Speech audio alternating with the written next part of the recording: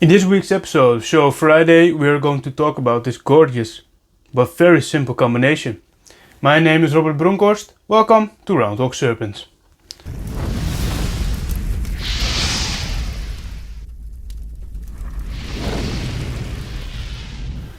So this little girl is a Ballpython, Python regius, and genetically speaking she is a pastel piebald. Now pastel had some different lineages over the years those different lineages got forgotten really, and we just call every pastel a pastel, but there was a notable difference between them. And every once in a while you buy an animal from a breeder who still knows which line of pastel he has. I bought her mother from a guy in Germany, and he said it was citric pastel. I think that translated from lemon pastel, so I think she's a lemon pastel piebald. The breeding that produced this animal was quite simple really. It was a normal piebald, my original piebald, Bad Flecky, as you may know from previous videos, and a lemon pastel, probably, or citric pastel, Hereford piebald female. And I bought her just to make some simple piebalds for the reptile shops, because I think a piebald is a very good animal for reptile shops and for beginners really. They are not expensive anymore, and they are gorgeous. And I think this combination is a perfect good example why we should not disregard pastel and go over to Orange Dream, because Orange Dream makes some really beautiful piebalds, no doubt about that, but you actually really need Super Orange Dream to make a really heavy impact, or add some other genes like fire or name any other really enhancing gene, yellow belly probably. But pastel on its own with piebald can do some really amazing stuff. It really lightens up the base color as you expect from pastel. It really darkens the black as you expect from pastel. But it does something else as well, and that is blowing up the pattern. The pattern is really scattered, and it looks a lot like my Sandblast piebald, but not as dramatic as that, thank God. And that is something pastel does with piebald, and that is, in my opinion, something quite valuable. And pastel really has a place in piebald combinations, in my opinion. There are not a lot of genes that have such a pronounced impact on piebald, and I think pastel really makes it better, because piebald is such a strong gene physically, and it overpowers a lot, and it usually has little room for other genes other than really extreme color changing genes or some other very strong genes like pinstripe and champagne. Those also have a really heavy impact, but pastel has a really nice one in my opinion. It's good, it's a good combination. Is there room for improvement?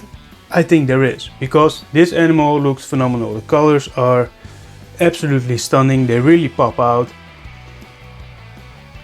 But as they get older, they do brown out still a little bit. And I have an older female as well, which is pastel piebald, and I will get her so you can see the comparison.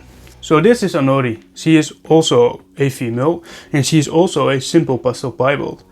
Now I kept this girl back, she's a holdback, and you will probably wonder why. Why do you keep such a simple animal, and to be honest, inexpensive animal in your collection if you don't have a lot of room? Well, I will tell you why. Because pastel is a staple in piebald, in my opinion. There are some things you can add to it to make it better, and I kept back the simple recessive animals, the females that I produced, because I didn't have a very expensive collection in the beginning. Still not really expensive now, but we started out with a lot of very simple animals, and we also didn't have the money to buy full-grown piebalds and full-grown descent ghost females and full-grown clown females, because we started out when the prices were a little bit higher and then they dropped fast.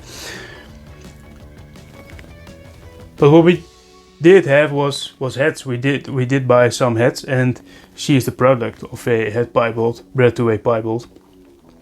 She is also a daughter of Beth Flecky, which is pretty cool in my opinion, because I really like that snake. It has some personal emotional value to it, and having a animal that's, well, fathered by her, I think is pretty cool. As you can see, now that she's older, I almost lost track what I was trying to talk about. You can see that the blowing up of the pattern is decreased. It's not as spectacular anymore. And it used to be like that. She was a very spectacular animal, just as the little baby I showed you a few minutes earlier. You can see it's on the same side. You can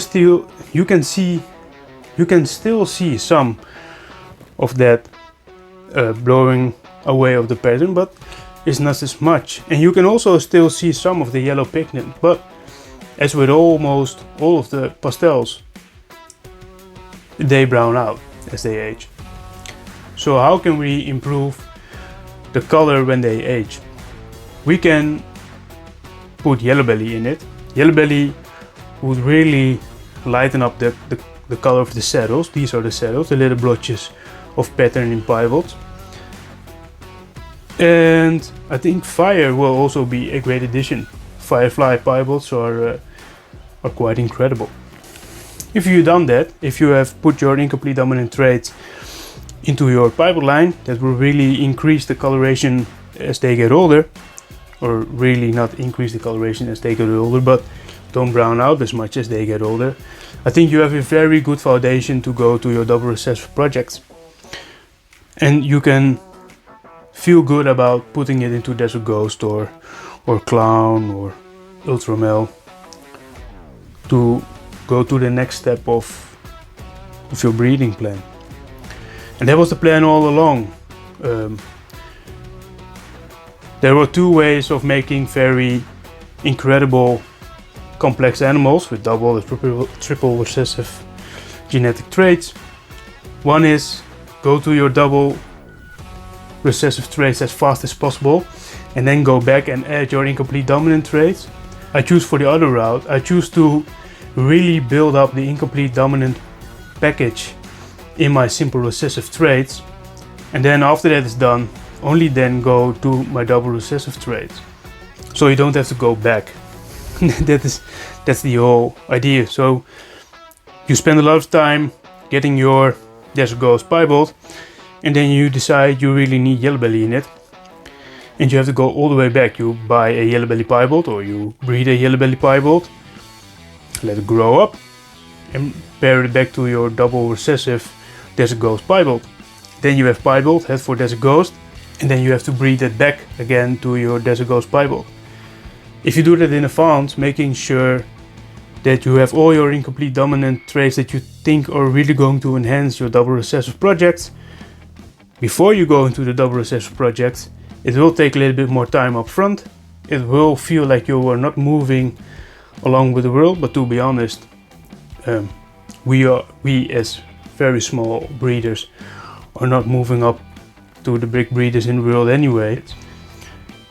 The reason I did that is because I still don't have a really big name, and everybody who has a little bit of money to start out but don't have a name yet, such as myself, go and buy some double recessive animals from the beginning. After they've bred that, they have some heads or double heads or possible double heads, and those are all in the market with no big names standing behind it. And the thing with that is, if I had to buy a double head animal and there was a very big breeder but asking €100 more for the same animal, or some guy on the internet I've never heard about before, I would spend more money and go for the big name breeder, especially Now there's genetic testing. Maybe that's a little bit less, but still you have to pay 50 euros for a test. So yeah, better to go with somebody you really trust. And I figured I will be in that position, right? People don't know my name. There are a lot of other options. The price of double heads will really drop, and they did now. I don't think that was the right fit. And for now, I have simple offspring with 1, 2 or 3 incomplete dominant traits, and they are head for piebald. But it doesn't really drive up the price a lot.